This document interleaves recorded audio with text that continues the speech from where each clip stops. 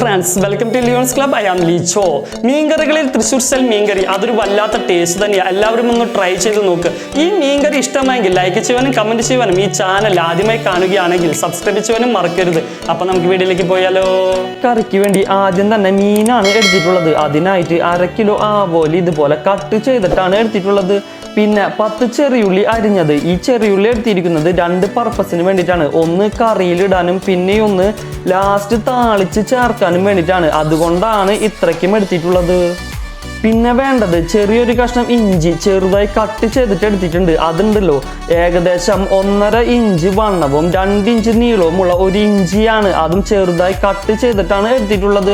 പിന്നെയുണ്ടല്ലോ 6 പച്ചമുളക് എടുത്തിട്ടുണ്ട്. അത് നിങ്ങൾക്ക് നിങ്ങളുടെ എരിവ് അനുസരിച്ച് പച്ചമുളകിന്റെ അളവ് കുറയ്ക്കുകയോ കൂട്ടുകയോ ചെയ്യാട്ടാ. ഇത് ഇടത്തരം എരിവുള്ള പച്ചമുളക് ആയതുകൊണ്ട് 6 പച്ചമുളകാണ് ഞാൻ എടുത്തിട്ടുള്ളത്. പിന്നെ നമ്മുടെ കറിയുടെ കളറ് ഒരു യെല്ലോയിഷ് ഓറഞ്ച് കളറാണ്. അപ്പോൾ പച്ചമുളക് കൂടുതൽ എടുത്തിട്ട് നമുക്ക് മുളക് പൊടിയുടെ അളവ് അങ്ങോട്ട് കുറയ്ക്കാം. പിന്നെ 2 തണ്ട് കറിവേപ്പില വേണം. പിന്നെ എൻ്റെ നമ്മുടെ വെളുത്തുള്ളി ചേർക്കാണ്ടാണ് നമ്മുടെ തൃശ്ശൂർ സ്റ്റൈൽ മീൻകറി ഉണ്ടാക്കാറ്. വെളുത്തുള്ളി ചേർത്ത് കഴിഞ്ഞാൽ ഈ കറിയുടെ ടേസ്റ്റ് തന്നെ മാറിപ്പോകും. അപ്പോൾ അതുകൊണ്ടാണ് ചേർക്കാത്തത്. പിന്നെ പുളിക്ക് വേണ്ടിയിട്ട് കൊടംപുളിയാണ് ഇവിടെ ഇതുപോലെ 4 കഷ്ണമാണ് എടുത്തിരിക്കുന്നത്.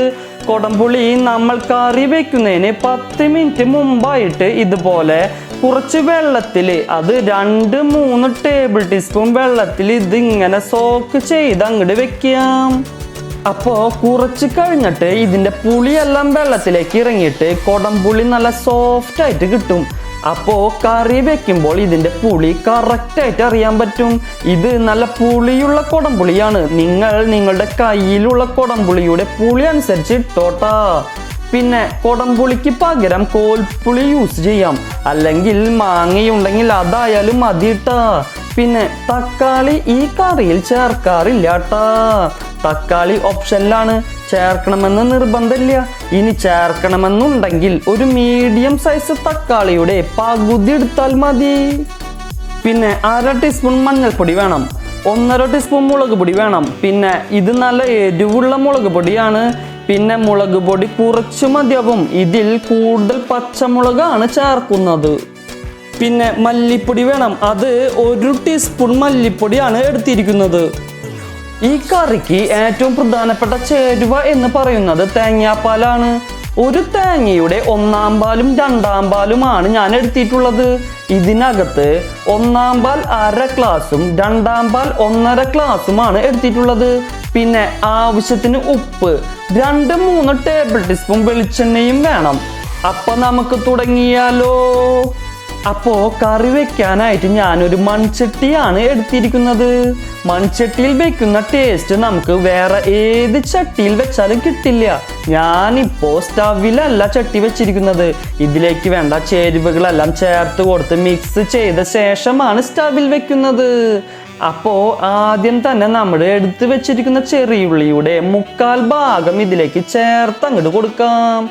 മുഴുവനും ചേർക്കേണ്ട, 1/4 ഭാഗം മതി. ബാക്കിയുള്ളത് ലാസ്റ്റിൽ കറി താളിക്കാൻ വേണ്ടിയിട്ടാണ് മാറ്റി വെച്ചിരിക്കുന്നത്. ഇനിയില്ലേ നമ്മുടെ ഇഞ്ചി ചെറുതായി കട്ട് ചെയ്തത് അങ്ങോട്ട് കൊടുക്കാം. അത് കഴിഞ്ഞാൽ പച്ചമുളക് നടു പിളർത്തിയത് ഇട്ടങ്ങോട്ട് കൊടുക്കാം. കറിവേപ്പില എടുത്ത് വെച്ചതിൽ പകുതി ഇതിലേക്ക് ചേർത്ത് അങ്ങോട്ട് കൊടുക്കാം. 1 തണ്ട് ചേർത്ത് കൊടുക്കാം. 1 തണ്ട് നമ്മൾ താളിക്കുന്ന ടൈമിൽ അങ്ങോട്ട് ചേർത്താൽ മതി. അപ്പോൾ ഞാൻ പറഞ്ഞതുപോലെ വെളുത്തുള്ളി ഇവിടെ ചേർക്കുന്നില്ല. വെളുത്തുള്ളി നിങ്ങൾക്ക് ചേർക്കണമെന്നുണ്ടെങ്കിൽ നിങ്ങൾ എത്രത്തോളം ഇഞ്ചി എടുത്തു അതിൻ്റെ പകുതി വെളുത്തുള്ളി അങ്ങോട്ട് ചേർത്താൽ മതിയാവും. ഒപ്പത്തിനൊപ്പം എടുക്കാൻ പാടില്ല. കാരണം വെളുത്തുള്ളി ചേർത്താൽ ഈ കറിയുടെ ടേസ്റ്റ് തന്നെ മാറി അങ്ങോട്ട് പോകും. അതുകൊണ്ടാണ് ഇങ്ങനെ പറയുന്നത്. ഇതെല്ലാം ചേർത്ത് കൊടുത്തതിന് ശേഷം 1/2 ടീസ്പൂൺ മഞ്ഞൾപ്പൊടി അങ്ങോട്ട് ചേർക്കാം. പിന്നെ 1.5 ടീസ്പൂൺ നല്ല മുളക് പൊടി അങ്ങോട്ട് ചേർത്ത് അങ്ങോട്ട് കൊടുക്കാം.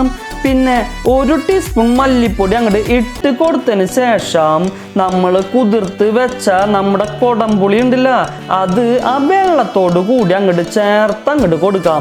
പിന്നെ 1 ടീസ്പൂൺ വെളിച്ചെണ്ണയും കൂടി അങ്ങോട്ട് ഒഴിച്ചു കൊടുത്തിട്ട് കൈ കൊണ്ട് അങ്ങോട്ട് നന്നായിട്ട് അങ്ങോട്ട് മിക്സ് ചെയ്ത് അങ്ങോട്ട് യോജിപ്പിച്ച് അങ്ങോട്ട് എടുക്കാം. ഇപ്പോ എല്ലാം കൂടി അങ്ങോട്ട് മിക്സ് ആയിട്ട് അങ്ങോട്ട് വന്നിട്ടുണ്ട്. ഇനിയില്ലേ ഇതിലേക്ക് ഈ രണ്ടാം പാൽ അങ്ങോട്ട് ഒഴിച്ചങ്ങോട്ട് കൊടുക്കാം. ഈ രണ്ടാം പാലിലാണ് നമ്മൾ ഇനി മീൻ അങ്ങോട്ട് വേവിക്കാൻ പോകുന്നത്. ഇപ്പോ 1.5 ഗ്ലാസ് രണ്ടാം പാലുണ്ട്. ഒരു തേങ്ങ ചെരുകിയെടുത്തതിൻ്റെ 1-ാം പാലും 2-ാം പാലുമാണ് എടുത്തിരിക്കുന്നത്. തേങ്ങാപ്പാൽ എപ്പോഴും ഫ്രഷായിട്ട് ചെരുകിയെടുത്ത തേങ്ങയുടെ പാലാണെങ്കിൽ മീൻകറിയൊക്കെ ഒരു നല്ല ടേസ്റ്റ് ആയിരിക്കും. നമ്മളിപ്പോൾ ചേർത്തത് 1.5 ഗ്ലാസ് രണ്ടാം പാലാണ്. എന്നിട്ടുണ്ടല്ല നന്നായിട്ടൊന്ന് മിക്സ് ചെയ്ത് അങ്ങോട്ട് കൊടുക്കാം. എന്നിട്ട് ആവശ്യത്തിനുള്ള ഉപ്പും കൂടി അങ്ങോട്ട് ഇട്ടങ്ങോട്ട് കൊടുക്കാം. എന്നിട്ടുണ്ടല്ലോ ഇത് സ്റ്റവിൽ വെക്കാം, ഫ്ലെയിം ഓൺ ചെയ്യാം. കറി തിളച്ചതിന് ശേഷം നമുക്ക് മീൻ ഇട്ടങ്ങോട്ട് കൊടുക്കാം. പിന്നെ കറിയുടെ ഉപ്പും മുളകും എല്ലാം മീനിടുന്നതിന് മുമ്പായിട്ട് നോക്കാട്ടാ. ഇപ്പോൾ ഒരു മീഡിയം ഫ്ലെയിമിലാണ് വെച്ചിരിക്കുന്നത്. കറി ഒന്ന് തിളക്കട്ടെ. ഇപ്പോൾ കണ്ട തിളച്ചങ്ങട് വന്നിട്ടുണ്ട്. ഇനിയില്ലേ ഇതിലേക്ക് ഈ മീനിന്റെ കഷ്ണങ്ങൾ ഓരോന്നായിട്ട് അങ്ങോട്ട് ഇട്ടങ്ങോട്ട് കൊടുക്കാം. നമ്മൾ രണ്ടാം പാൽ ഒഴിച്ചിട്ടാണല്ലോ ഇത് വേവിക്കുന്നത്. ഇത് കറക്റ്റ് നമുക്ക് കാണാൻ പറ്റും. ഇത് മുങ്ങിക്കെടുക്കാനുള്ള കറക്റ്റ് പാലേ ഇതിലുള്ളൂ. അപ്പോ അത്രയും മതി ട്ടോ അളവ്. നമ്മൾ എത്ര മീൻ എടുക്കുന്നുവോ അത്രയും മീൻ മുങ്ങിക്കെടുക്കാനുള്ള രണ്ടാം പാലാണ് എടുക്കേണ്ടത്. മീൻ ഇട്ട് കഴിഞ്ഞാൽ നമ്മൾ ടീസ്പൂൺ വെച്ചിട്ട് ഇളക്കാൻ പാടില്ല. ഈ സമയത്ത് കുഴപ്പമില്ല, മീൻ വെന്തിട്ടില്ലല്ലോ. മീൻ വെന്തു കഴിഞ്ഞാൽ ടീസ്പൂൺ ഇട്ട് ഇളക്കാൻ പാടില്ല. ഇതുപോലെ ഒന്ന് ചുറ്റിച്ചെടുക്കാനേ പാടുള്ളൂ. ഇനി ഒരു 5-6 മിനിറ്റ് സമയത്തേക്ക് നമുക്ക് ഇതൊന്ന് അടച്ച് വെച്ച് അങ്ങോട്ട് കുക്ക് അങ്ങോട്ട് ചെയ്യാം. ഫ്ലെയിം ഒരു മീഡിയം ഫ്ലെയിമിൽ വെക്കാം. എന്നിട്ടുണ്ടല്ല അടച്ചങ്ങോട്ട് വെക്കാം. ഇപ്പോൾ ഒരു 6 മിനിറ്റ് കഴിഞ്ഞിട്ടുണ്ട്. നമുക്കില്ലേ ഇതൊന്ന് തുറന്നങ്ങോട്ട് നോക്കാം. എന്നിട്ടുണ്ടല്ലോ ഒന്ന് ചുറ്റിച്ചങ്ങോട്ട് കൊടുക്കാം. ഇനിയില്ലേ തുറന്ന് വെച്ച് മീനൊക്കെ നന്നായി വെന്ത് കറിയൊക്കെ നന്നായി വറ്റി കറി ആവശ്യത്തിന് കുറുകി വരുന്നത് വരെ തിളപ്പിക്കണം. ടീസ്പൂൺ ഇട്ട് ഇളക്കി കഴിഞ്ഞാൽ മീനൊക്കെ പൊടിഞ്ഞങ്ങോട്ട് പോകും. അതുകൊണ്ട് ഇതുപോലെ ഒന്ന് കറക്കി കൊടുത്താൽ മതി. ഇങ്ങനെ ചുറ്റിച്ച് കൊടുക്കുമ്പോൾ ഫ്ലെയിം നോക്കണം ട്ടാ.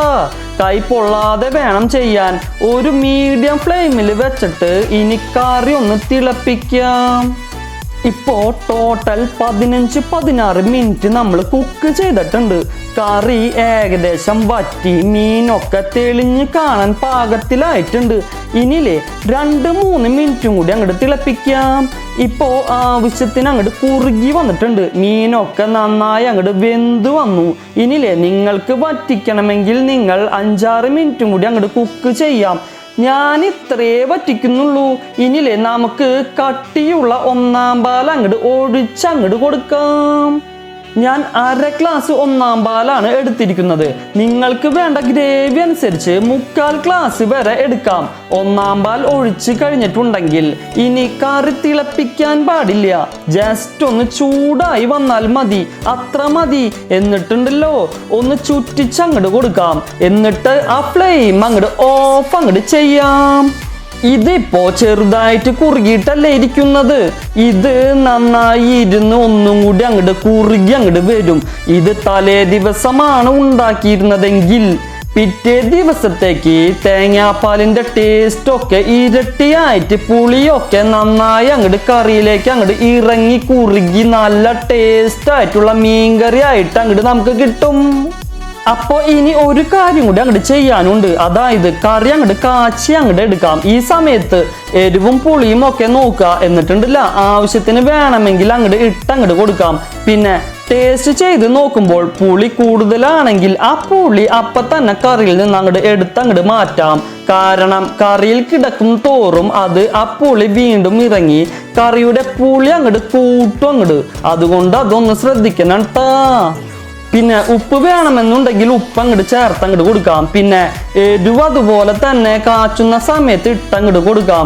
അപ്പോൾ നമുക്ക് കറി ഒന്ന് കാച്ചി അങ്ങോട്ട് എടുക്കാം. അതിനായിട്ട് ഒരു പാൻ വെച്ചിട്ടുണ്ട്. അതിലേക്കുണ്ടല്ല 2-3 ടേബിൾ ടീസ്പൂൺ വെളിച്ചെണ്ണ അങ്ങോട്ട് ഒഴിച്ചങ്ങോട്ട് കൊടുക്കുന്നുണ്ട്. ഈ വെളിച്ചെണ്ണയില്ലേ ചൂടായി വന്നാൽ നേരത്തെ നമ്മൾ എടുത്തു വെച്ച ബാക്കി ചെറിയുള്ളിയില്ലേ അതും കൂടി അങ്ങോട്ട് ചേർത്ത് അങ്ങോട്ട് കൊടുക്കാം. ചെറുതായി ഒന്ന് മൂത്ത് വന്ന ശേഷം കുറച്ച് കറിവേപ്പിലയും കൂടി അങ്ങോട്ട് ഇട്ടങ്ങോട്ട് കൊടുക്കാം. ഇപ്പോ മൂത്ത് വന്നിട്ടുണ്ട്. ഇനിയില്ലേ ഇത് കറിയിലേക്ക് അങ്ങോട്ട് ഒഴിച്ചങ്ങോട്ട് കൊടുക്കാം. അപ്പോ നമ്മുടെ തൃശ്ശൂർ സ്റ്റൈലിലുള്ള മീൻകറി ഇവിടെ റെഡി ആയിട്ട് അങ്ങോട്ട് വന്നിട്ടുണ്ട്. നല്ല ടേസ്റ്റ് ആണ്. ഇനി ഇത് ഒന്നും കൂടി ഇരുന്ന് അങ്ങോട്ട് കുറുകും. പുളിയുടെ ഫ്ലേവറൊക്കെ കറിയിലേക്ക് അങ്ങോട്ട് ഇറങ്ങി തേങ്ങാപ്പാലൊക്കെ നന്നായി അങ്ങോട്ട് കുറുകി ഒരു പ്രത്യേക ടേസ്റ്റാണ് ഈ കറിക്ക്. തലേ ദിവസത്തെ കറിയാണെങ്കിൽ പറയണ്ട, ഇത് തിളപ്പിച്ച് അങ്ങോട്ട് യൂസ് ചെയ്യാം. ഇത്രയുള്ളൂ ഈ തൃശ്ശൂർ സ്റ്റൈലിലുള്ള മീൻകറി. അപ്പോൾ എല്ലാവരും ഒന്ന് ട്രൈ ചെയ്ത് അങ്ങോട്ട് നോക്ക്. എന്നിട്ടുണ്ടല്ല അഭിപ്രായം അങ്ങോട്ട് കമന്റ് അങ്ങോട്ട് ചെയ്യണേ. അപ്പോൾ അടുത്ത വീഡിയോയുമായി കാണുന്നത് വരെ എല്ലാവരും അങ്ങോട്ട് സുഖമായിട്ടിരിക്കട്ടോ.